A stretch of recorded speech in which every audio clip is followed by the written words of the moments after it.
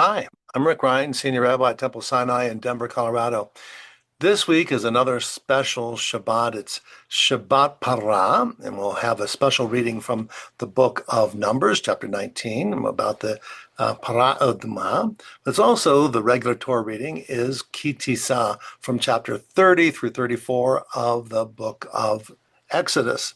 Now, Ki Tisa we read not too long ago for Shabbat Shkalim, in which it says you shall take a census of all the men in Israel who are 20 years old and older, who will be eligible to fight in the defense of the people.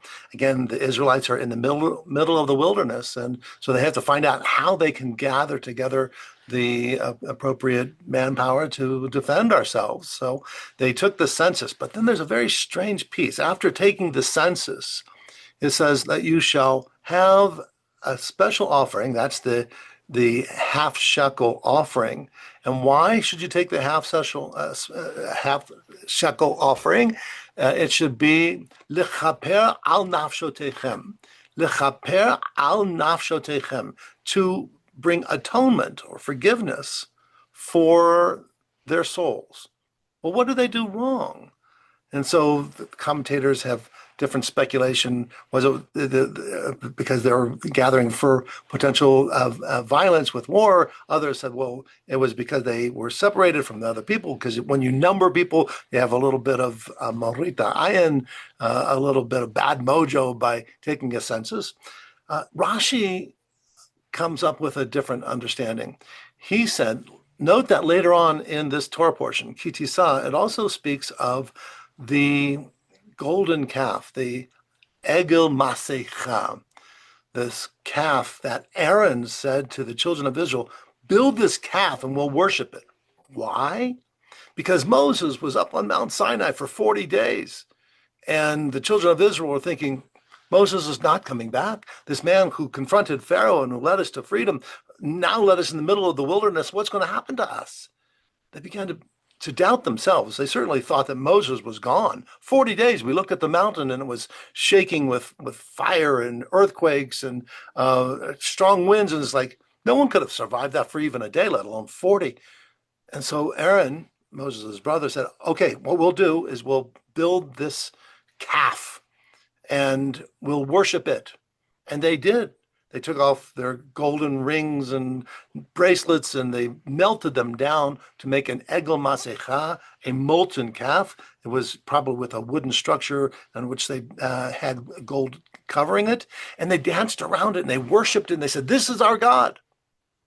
Now, of course, when Moses came down, he broke the 10 Commandments in fury. He said, you don't deserve these 10 Commandments. Look what you're doing. You're worshiping a thing.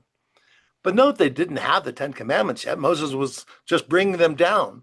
And so how did they know that that was a sin? They had just come from Egypt where they worshiped everything. They worshiped stars and the sun. They worshiped alligators and eagles and cats and every other kind of animal. They worshiped even human beings. They thought that Pharaoh was a god. So how unusual was it for this group of refugees, our ancestors who had been born and raised in Egypt, in that idolatrous land, to be in the moment of fear, turning to that which they knew best, and that was to worship a thing.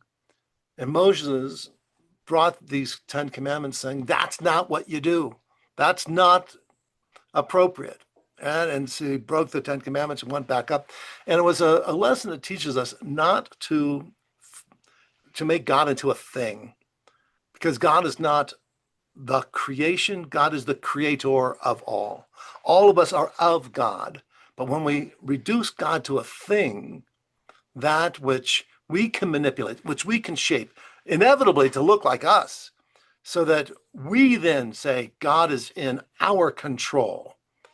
So this passage by Rashi, which says it anticipates the golden calf incident, and therefore that's why you would have this half shekel tax. It just so happens that this week's Torah portion has an additional reading, and that is from Numbers chapter 19, in which we have the Parah Aduma, the red heifer.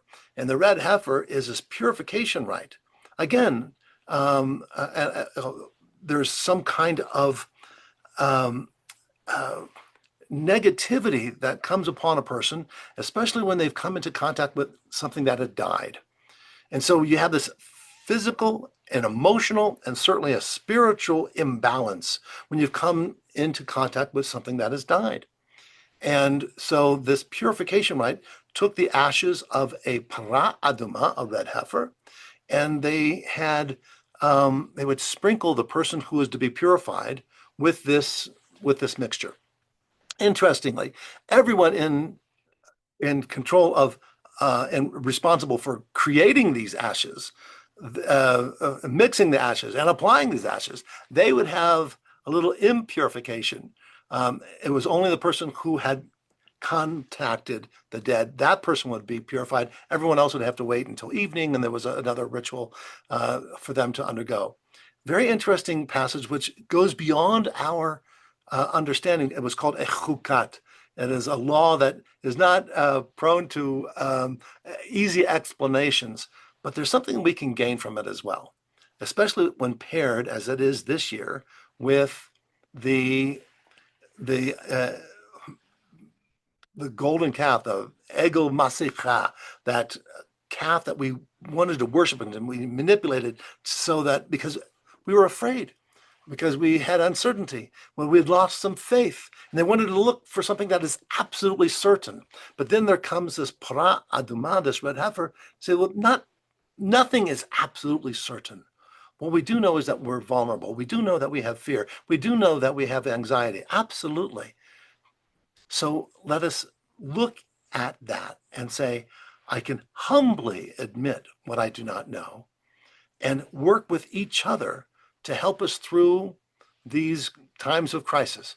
As we are right now, in a time in which Israel is fighting the Iranians who are sending ballistic missiles, and so many Israelis are spending time in their shelters. The United States forces are joining with Israeli forces to try to bring down this evil in our midst. But still, whenever there's war, there is concern and anxiety and